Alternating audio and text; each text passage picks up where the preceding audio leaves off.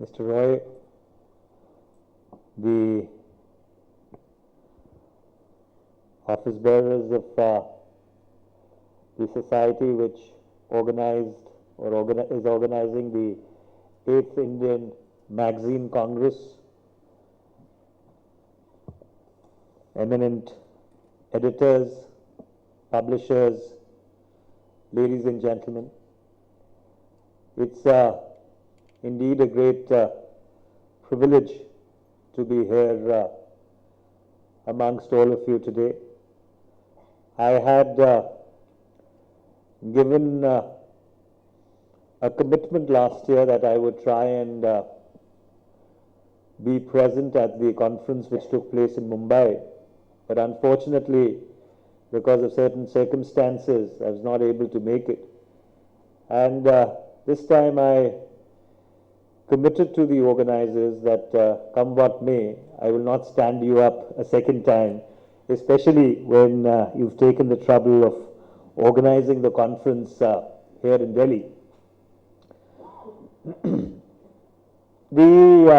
Of course, I have a prepared speech which we would circulate and take it as read.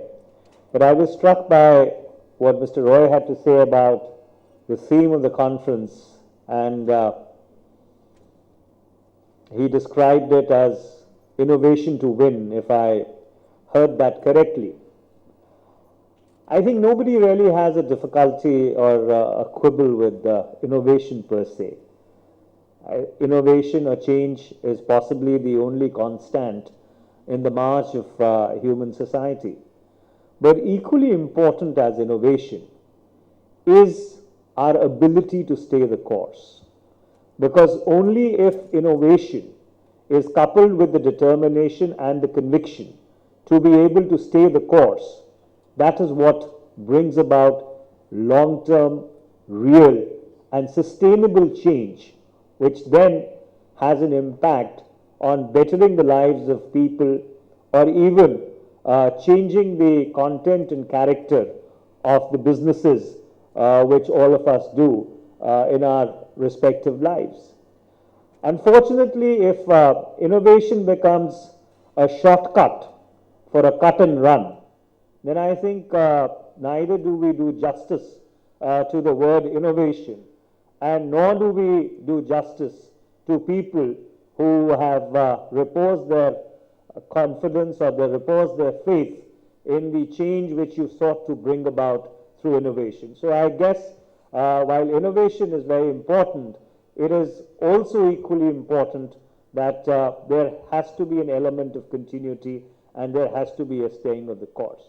And that's why, if you look at the last 10 years in a perspective, what the UPA government has really endeavored to do is to try and consolidate the building blocks of a liberal information order in this country. We were just looking at some numbers, of course, which have been put out in the form of an editorial or an advertisement as we speak today morning in some of the newspapers and across the media space. And those numbers really have a story to tell of their own.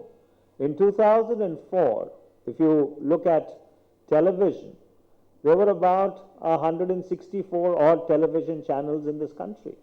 In a span of 10 years, that number has grown to 788. So therefore, there has been a broad basing.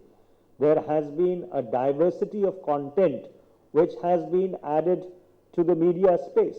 Of course, the jury is out as to whether this is really pluralism or it is market fragmentation, because if you look at the television industry in a perspective, television reaches about 15.5 crore homes, that is about 70 crore, about 700 million people in India. And 93% of that universe is really occupied by the GEC or the general entertainment channels. And only 7% of that is really occupied by news and current affairs channels, which are about 415 of that 788. And therefore, you have 415 people kicking around in 7% of the area competing for revenue, which is measured by a completely flawed paradigm, which is called the television rating points. And therefore, to some extent, the corrosiveness, the negativity, the dog-eat-dog syndrome that you see in the media space is really the product of flawed revenue models which have not been corrected over a period of time.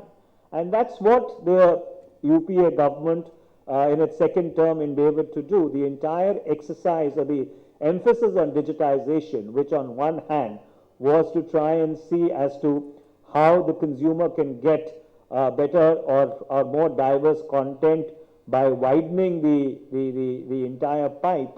But simultaneously, it was also an effort to see as to how we can build a revenue model for the broadcasting industry, whereby from 100% dependence on advertising revenue, you could over a period of time move to a 30-70, 60-40 situation, which then would mitigate the pressure on advertising revenues in terms of sustainability of the broadcasting sector. And I'm very happy to report that the first two phases of digitization went off extremely well. Of course, there were lessons to be learned, and we decided to recess that exercise to see as to what are the takeaways from that process, and then see as to how we can proceed with phase 3 and phase 4, which would then ensure that the entire process of digitization, which I think eventually is going to be the big game changer in the broadcasting industry, notwithstanding Tapan's prediction about people moving money away from that to print or digital, which of course is a business decision, and I'm completely personally agnostic towards it. But eventually, I think the big takeaway would be that it would help in bringing about a certain modicum of sobriety, a certain modicum of serious and thoughtful content into our public discourse. Coming to magazines, because this is the magazines Congress. When I grew up or when I was in school, we only had newspapers, we had magazines, and we had the radio. In fact, during the early years, I think the only television which came in was towards 1978 and 79. And I recall the Illustrated Weekly was possibly one of the leading publications at that point in time. And that used to be a compulsory read almost every weekend. And one of the things which left a very indelible impression on my mind was the serialization which the Illustrated Weekly of India had done of the Bangladesh story. In fact, I think they had serialized a book, if I recall correctly from the top of my head, called The Tortured and the Damned, which told the story of the rape, loot, and plunder of Bangladesh, before it was finally liberated in 1971. And the reason why I chose to mention this example is because recently I had an opportunity, I was invited for a preview of a movie which has been made on the 40th anniversary of the liberation of Bangladesh by a young filmmaker. And it's possibly the most poignant and the most moving pieces of work which I have seen in the recent past. I think it was supposed to be released in the theaters in the third week of February. I do not know whether he's gone ahead and released it or he's gone back to the Central Board of Film Certification, which was of course prudish enough to award it an A certificate, which then ruled him out of the monetization which comes out of television rights. So maybe he's revisiting it. But the short point I was trying to make is that magazines, notwithstanding the proliferation in the media space which has taken place in terms of digital opening up, in terms of other very instant forms of communication, social media being the latest to join the list, still has a very, very important role in our society, because it gives the journalists, it gives the editorial team the opportunity to be able to take a dispassionate and objective and analytical view of events as they've unfolded, without really being under pressure of having to deliver content in real time or instantaneously or 1 second ahead of the competition, which would get you that extra TRP point, which translates into a certain amount of revenue. So when Mr. Roy was talking about magazines going digital, my heart was really turning in its grave, because I was just wondering that maybe the only one medium that which is left where there is still a certain amount of dispassionate consideration possible before it is put out in the media space, are we also going to lose that to real-time instant pressure of pushing content out? And I think I would leave that to the deliberation of people who are veterans in this industry, who have shaped the course of this industry and in future are going to shape the trajectory of this industry. Because the reality is that, while we live in an era of information overload, how much of that information really is correct, is authentic, has been through a rigorous process of editorialization, the jury is still out in that. Because if you look at the new media, while it has proliferated extensively, and as I've been saying earlier, that today the World Wide Web possibly is the most audacious experiment in anarchy, and it has succeeded, and it represents the largest space on planet Earth, the largest ungoverned space in planet Earth. The difficulty is that while on one hand, it has the advantage of being able to empower people, of putting the right to be able to put your views out in public space on your fingertips. The flip side of it is that at times, what goes out in the public space is, for the lack of a better word, maybe a spur of the moment reaction, which then people can reflect and introspect or maybe even regret at leisure. But unfortunately, at times, the damage gets done. In certain cases, it is deliberate, it is malicious, like what we saw in the northeast, in the southern part of India with regard to people from the northeast, and at times it is completely inadvertent, and it's just some reaction out of spontaneity, but that spontaneity, the implications that it has on the public discourse, is something which is extremely worrying. And then, of course, you have the entire spectre of the dark net, or the spectre of the hidden people, which only impels us to try and endeavor to see that common agreed rules of engagement emerge in the cyberspace.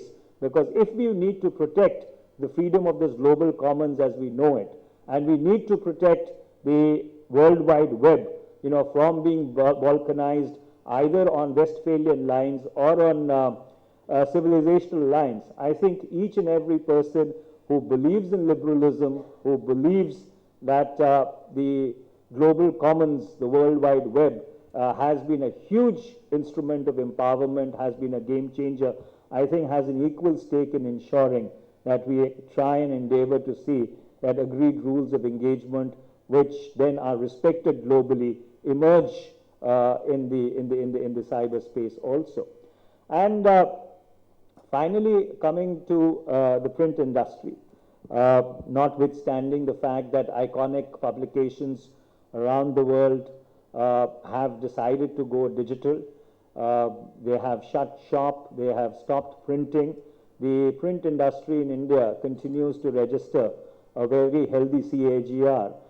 It is not only the regional media which has a huge exponential potential to grow, because as literacy rates will go up, consumption of the print media would still remain a mainstay. But I think even the English language media, which has shaped the public discourse in this country over the last 64 years in more ways than one, still has a tremendous potential to grow. So therefore, I am fairly sanguine that if I look at the next 10 years of the media and the entertainment industry, and not to confuse media and entertainment or use them as synonyms for one another, the trajectory would continue to be on an upward swing. And I think, we are going to have a far more robust and a far more diverse and a far more vibrant media landscape in this country. To conclude, I would just like to, since we are 2 months from a general election, we would be going into the 2014 elections, hopefully from the middle of April till the end of May. Since you have a large number of thinking people who have gathered here, I would just like to outline the contours of this battle as we see it. Well, every election which has been fought in India from 1952 till 2009, in many ways, at times subliminally, at times overtly, has represented a clash between the two competing visions of India. A vision of a liberal India, a vision of an inclusive India, and a vision of a majoritarian, theocratic, obscurantist, and an extremely narrow worldview. And I think possibly 2014, shorn off all the hype and the hoopla, really represents the precision pointing of this particular battle in more ways than it may have happened over the past elections. And the reason why I say that is that what I hear from our friends in the media is the growing intolerance of right-wing, and not only right-wing, but newly emerged players in the media space to be able to tolerate or to be able to take criticism in their stride.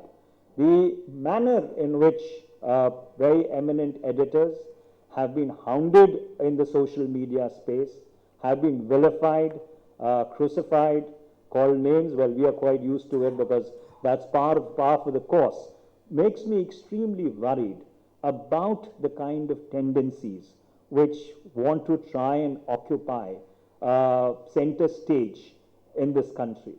And if at all these forces ever succeed, one of the first casualties, unfortunately, ladies and gentlemen, and I'm not being political or sanctimonious out here, is going to be media freedoms. The capacity to be able to absorb and imbibe criticism and try and take it in a constructive manner is not something which comes very naturally to our opponents. And therefore, I would like to request you that while you deliberate on the revenue models, on the innovation in the media space as to how you can earn those few extra millions by going out that extra mile on innovation, you need to also deliberate and introspect upon the fact as to whether the next 5 or 10 years are going to be safe and secure for fundamental freedoms of speech and expression, which are at the root of model or are at the root of this entire culture of liberalism which we have tried to foster over the last 64 years in this country. And the reason I say this is not because there is a certain genocide or there's a certain program which plays on my mind. What really troubles me is the continuing manifestation of that intolerance as it plays out on a day-to-day basis. I come from a state which is on the northwestern border of India. We have people who are settled on the borders of a western state in India.